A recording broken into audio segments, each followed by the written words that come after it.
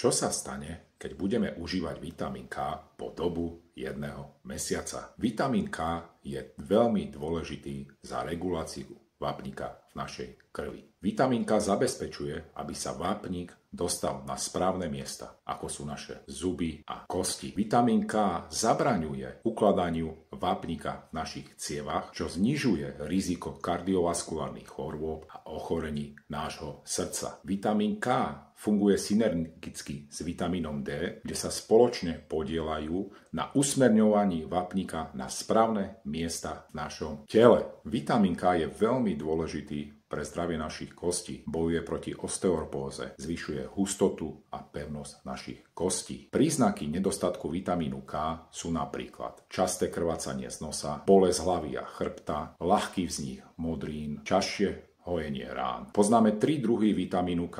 Je to vitamín K1, K2 a K3. Ale pre ľudské použitie sa používa iba vitamín K1 a K2. Kde ho nájdeme? Vitamín K1 nájdeme v listovej zelenine a v kapuste. Tento vitamín je vhodnejší pre zražanlivosť krvi. A vitamín K2 nájdeme v mese, vajciach, síre, kyslej kapuste. Tento vitamín je vhodnejší pre naše srdiečko a kosti. Ale vedeli ste o tom, že vitamín K2 je až o 70% účinnejší ako vitamín K1. Z doplnkov výživy najhodnejšou formou je vitamín K2 MK7. Odporúčaná denná dávka je 100 až 200 mikrogramov. Ale pozor, pred užívaním vitamínu K sa treba poradiť so svojím lekárom, pretože môže mať kontraindikácie s niektorými druhmi liekov. Ak sa moje video páčilo, dajte like a prihláste sa na odber.